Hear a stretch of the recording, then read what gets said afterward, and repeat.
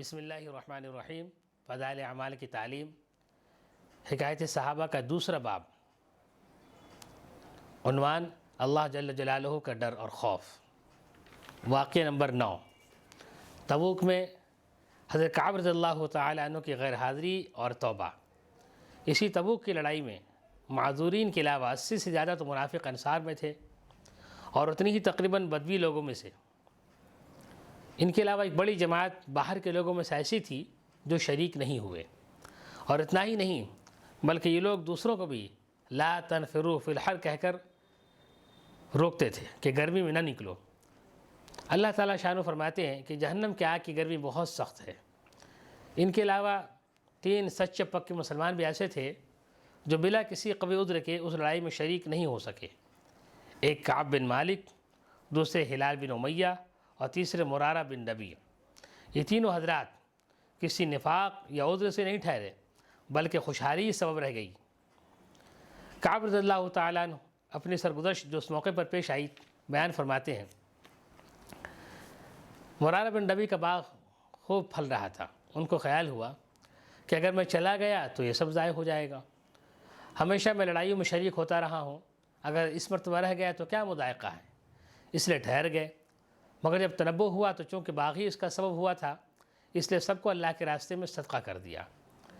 ہلال کے عیز و اقارب کہیں گئے ہوئے تھے، اتفاق سے اس موقع پر سب جمع ہو گئے۔ ان کو بھی یہی خیال ہوا کہ ہمیشہ شرکت کرتا ہی رہتا ہوں، اگر اس مرتبہ رہ گیا تو کیا حرج ہے، اس لیے ٹھہر گئے۔ مگر تنبہ ہونے پر سب سے تعلقات منقطع کر لینے کا ارادہ کیا کہ یہ تعلقات ہی اس لڑائی میں شرکت نہ کر سکنے کا سبب ہوئے۔ حضرت کعب رضی اللہ تعالیٰ عنہ کا قصہ احادیث میں کثرت سے آتا ہے۔ وہ اپنی سرگزشت بڑی تفصیل سے سنایا کرتے تھے۔ فرماتے ہیں کہ میں تبوک سے پہلے کسی لڑائی میں اتنا قوی و مالدار نہیں تھا جتنا کہ تبوک کے وقت تھا۔ اس وقت میرے پاس خود اپنی ذاتی 2 اونٹنیاں تھیں۔ اس سے پہلے کبھی بھی 2 اونٹنیاں میرے پاس ہونے کی نوبت نہیں آئی۔ حضور اکرم صلی اللہ علیہ وسلم کی عادت شریفہ تھی کہ جس طرف لڑائی کا ارادہ ہوتا تھا اس کا اظہار نہیں فرماتے تھے بلکہ دوسری جانبوں کے حوال دریافت فرماتے تھے۔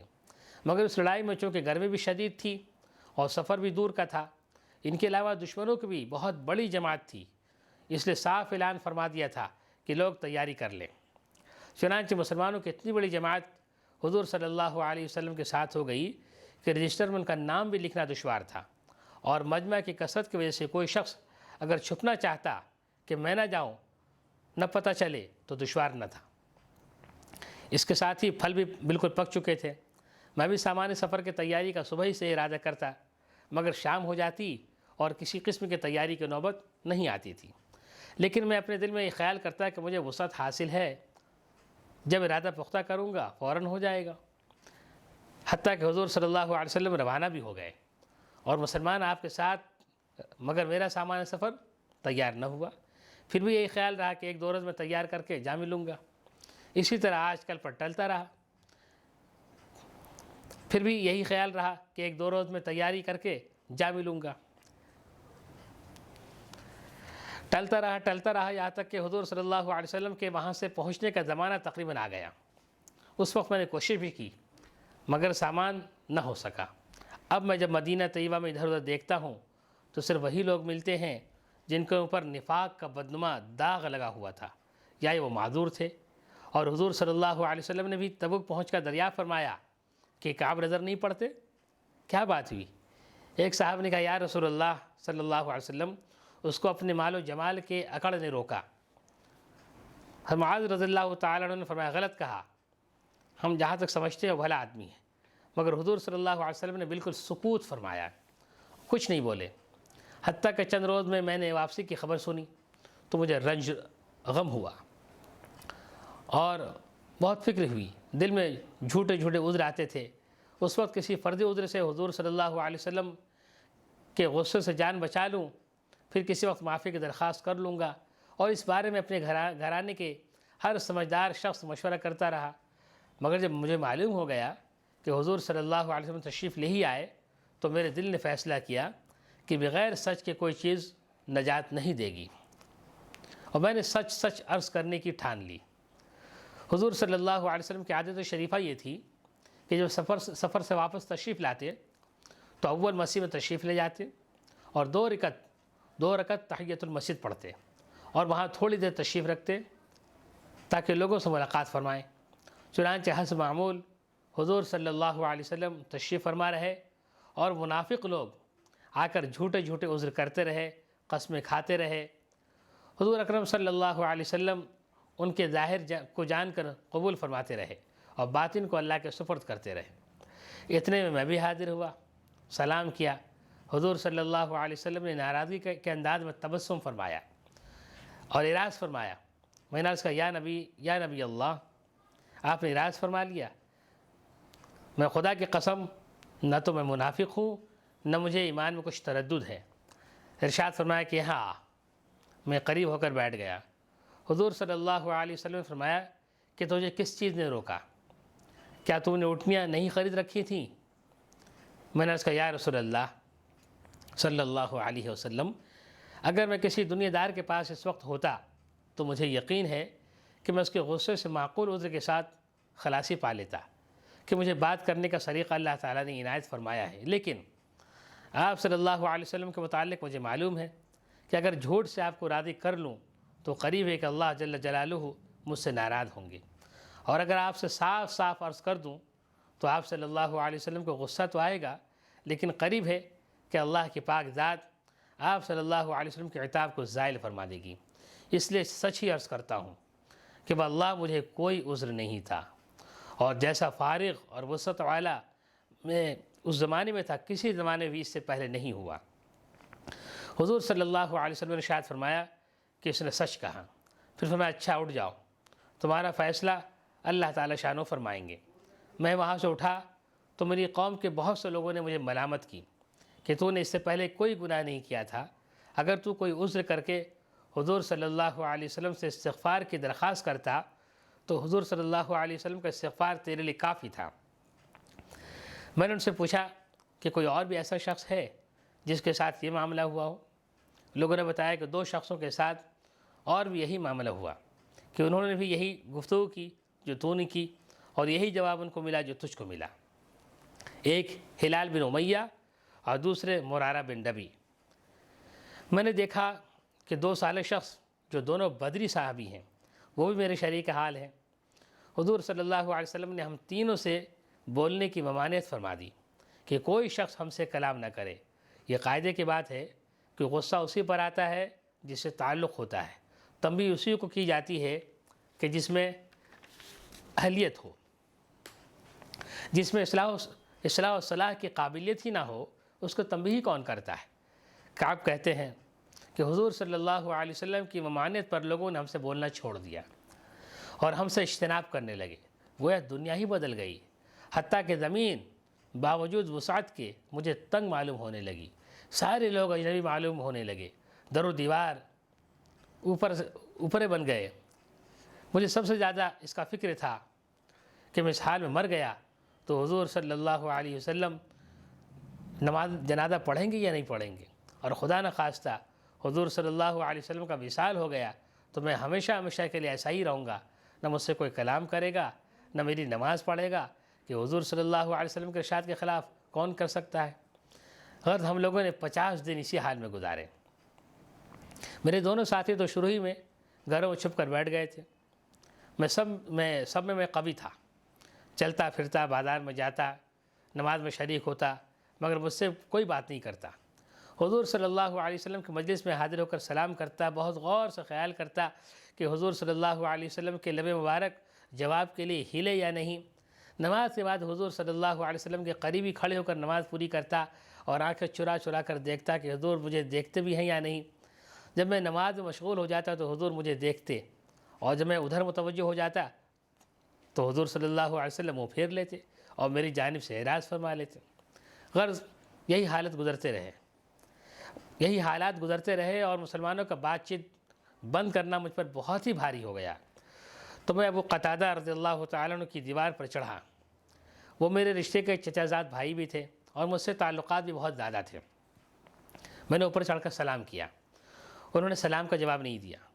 میں نے ان کو قسم دے کر پوچھا کیا تمہیں معلوم نہیں کہ مجھے اللہ اس کے رسول صلی اللہ علیہ وسلم سے محبت ہے؟ انہوں نے اس کا بھی کوئی جواب نہیں دیا۔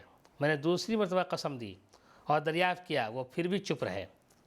میں نے تیسری مرتبہ پھر قسم دے کر پوچھا، انہوں نے کہا اللہ جانے اور اس کا رسول۔ یہ کلمہ سن کر میری آنکھوں سے آنسو نکل پڑے۔ وہاں سے لوٹ آیا۔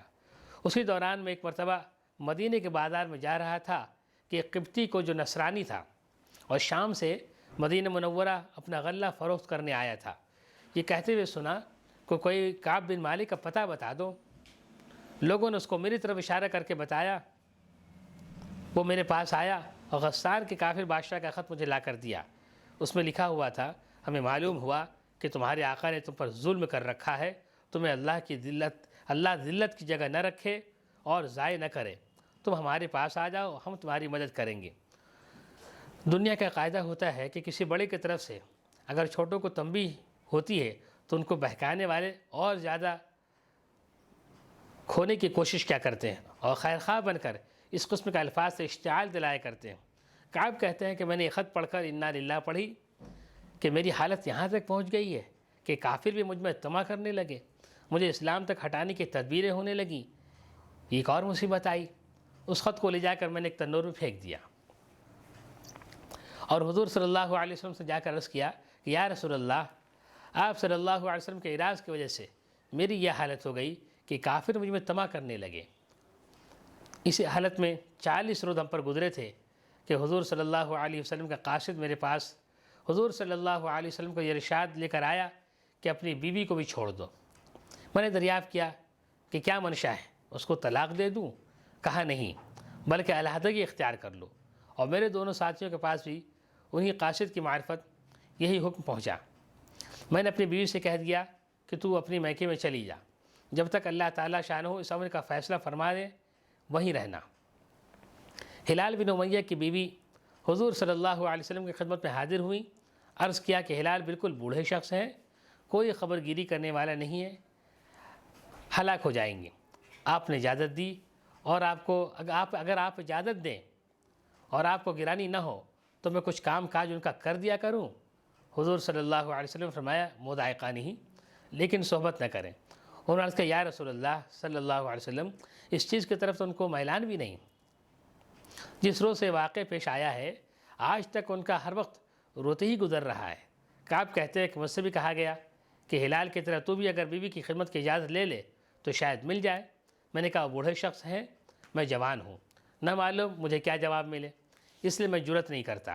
غرض اسی حال میں 10 روز اور گزرے کہ ہم سے بات چیت میل جول چھوٹے ہوئے پورے 50 دن ہو گئے۔